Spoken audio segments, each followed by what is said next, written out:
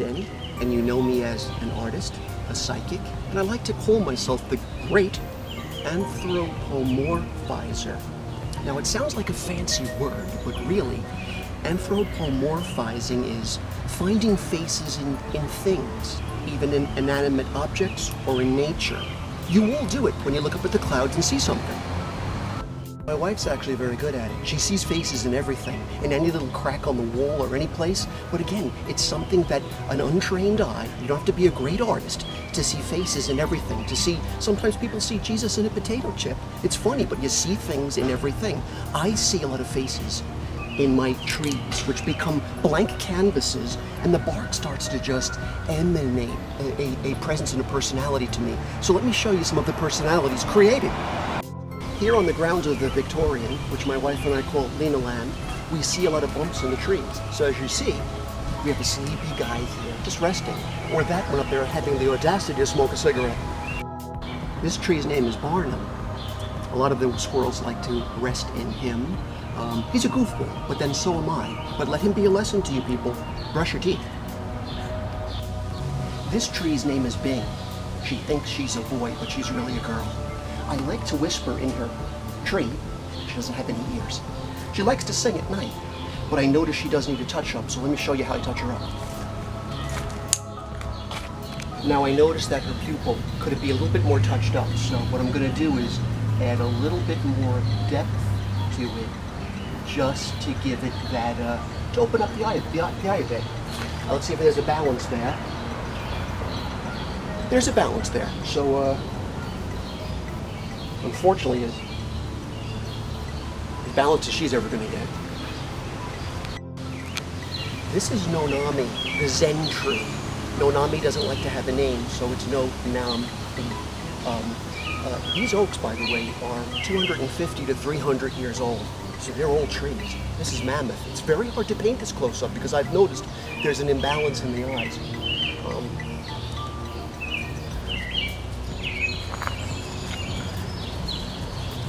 Okay, I'm just very particular, but I think that looks a little bit more balanced.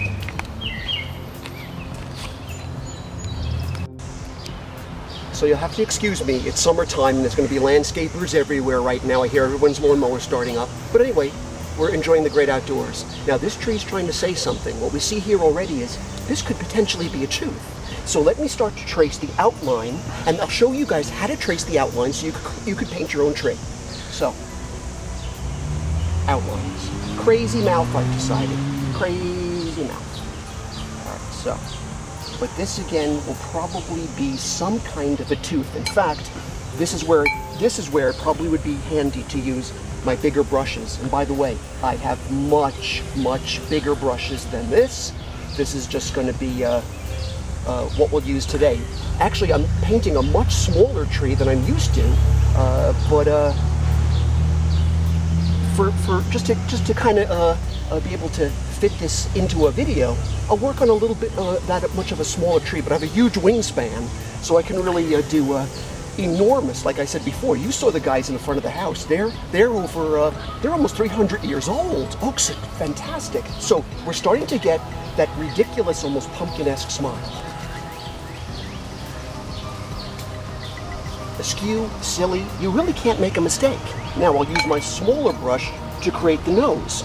Now the nose should probably go around in, I'm going to take my glasses off for this second. That's the luxury of being blind.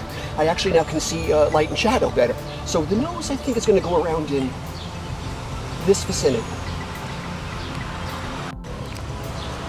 So there's a nice little nose being created. And of course, as you know, we have these folds sometimes when we're smiling. So we'll start to put a little bit of that shadow in just for those folds. Really give that nose an effect. There's also this little dude here that we kind of all have a little dimpling in our mouths right here. And also, of course, now to kind of give the lips now some dimension, we're at least going to start to put the shadows in of delightfully Angelina Jolie-esque lips on this tree. What a lucky hickory. Okay, so you're starting to see now there's a nose starting to appear. You know, if you don't see it yet, here's how you would. If I took some white and gave it a little bit more now highlight, now the nose would start to appear. And by the way, we can do the same thing with the lips. we can at least start to give an indication of this is where some highlights would be, because this is the part of the lip that indeed would be sticking out. Okay, so things are starting to shape up. Now for the eyes. I'm going to put an eye here.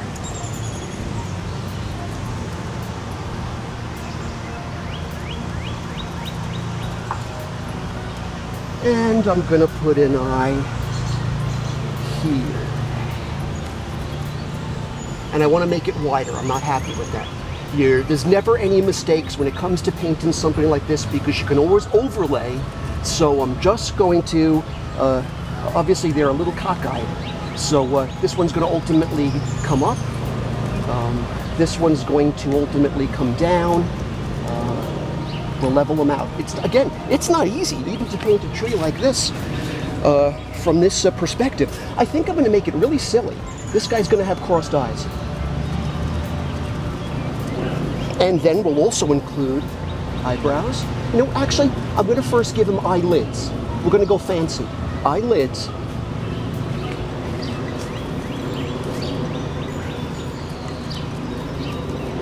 That's the beginning of an eyelid. Then above that, we'll do a surprised face eyebrow. Like, what the heck? Who's painting me? Okay, so there's just a very preliminary. You might not even be able to quite see it yet, but you know what? Let me just do this real quick. I'll touch in a bit of white in here, and then you'll start to get the sense that indeed there's now an eye in there. Okay, so we're going to now throw in some eye white as the sunlight's hitting it dramatically, I might add.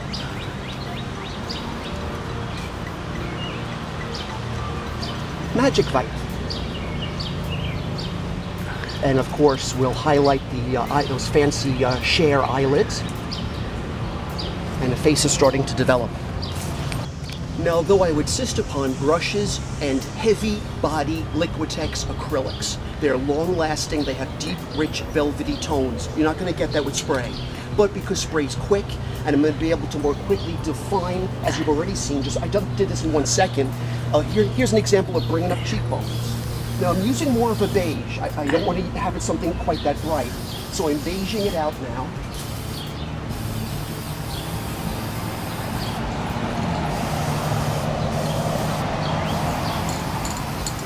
There's that nose again that we created. There's those lips, maybe even a vague chin. Possibly a vague forehead. Let me just step back myself. Okay, we're getting there, and now I'm going to put in more details. Now the eyes are somewhat cockeyed. You know what? I decided not to straighten them out too much. I don't want that terribly fixed because it's hysterical. So let's just now bring in up. There's more landscapers, so I'll talk louder. But anyway, we're bringing now some of those crazy lashes. Again, I want some of that, even if anything, I'll bring them up like that surprise look, like what the? Okay, but we'd have to bring that eye back in, or you can't appreciate that it's there. So, once again, we're going to bring in an eye, and I'm going to also highlight that semi-eyelid that's in there. Okay. So the eye's starting to really take shape, but like you can see, people can't imagine I'm using brushes on these trees, especially the gigantic ones, but I insist because you're not going to get these deep, rich tones if you don't. So, they're fairly long-lasting, by the way. I've painted trees on this property now for over 10 years. It's been 12 years. I paint trees for my tree surgeon.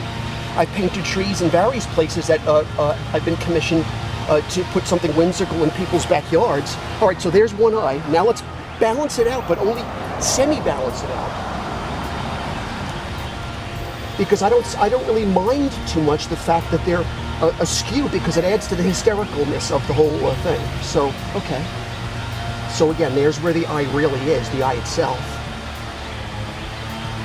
Okay. And again, excuse those landscapers. Everything was quiet until I started filming, and then they had to appear. I guess I'll have to paint their faces when I'm done with this.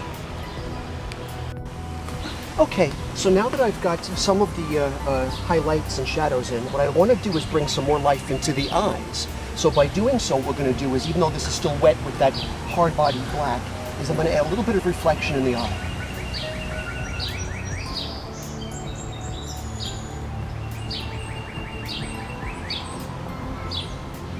So now the eye's got a little bit of color to it. I don't know whoever told me that trees would have orange eyes, but these guys did.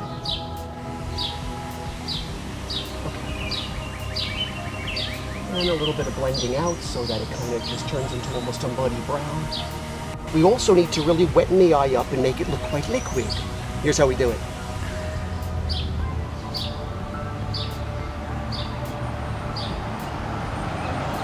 And sometimes I like a little extra a side dye, a reflection from somewhere else, maybe bouncing off of me onto the tree. Okay, now I'm going to take this beautiful rich white again and just add to the surprise of this tree. Really bring it in, but just on the edges here, not close to the eye. Maybe even bring in a little bit of depth in here again, more white, just to give it the eyelid effect. And here again, we're going to bring in some extra white, like I said before, for surprise value, shock value. And once more, bring in that flap here, that crease, just to make it look a little bit more three-dimensional.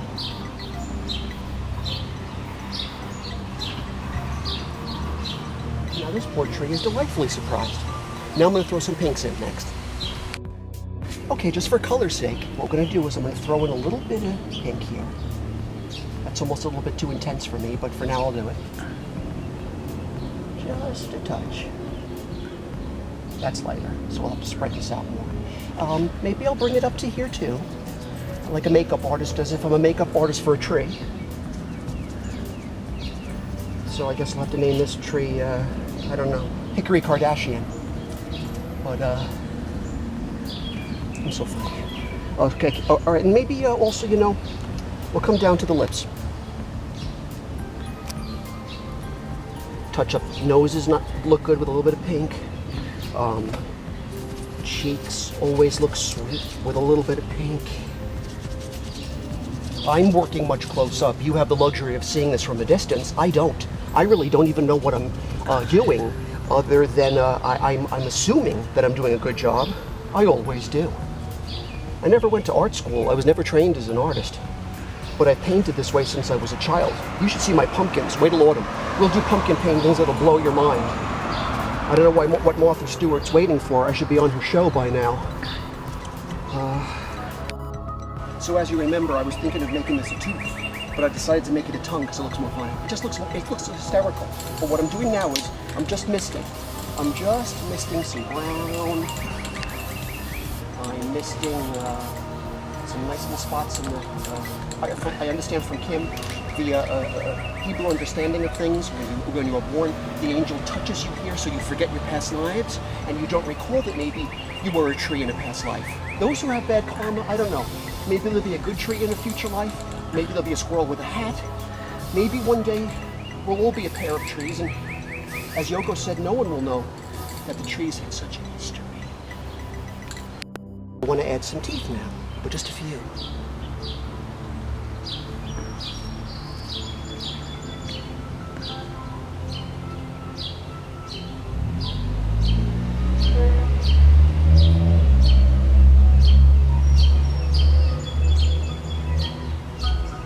So this is just a happy little tree with happy little teeth. He likes too much chocolate, so as a result, he has to see the dentist. But he's a happy little tree with some disgusting little teeth and a hysterical little tongue with a highlight on it. So Danny's magic touch. I know I put white highlights in to wet up the eyes, but this is even better. I use sequin. So we're going to pop one in here. And we're going to pop one in here. And now when the light hits it, it comes alive. But wait, we're not done. And because I spare no expense, I like to use Swarovski crystals. So what we're going to do is take that little extra light that I'm bouncing off the tree and add some magic. So, one Swarovski. I don't know if the light's hitting it right, but I hope it is a little bit. 2 Swarovski.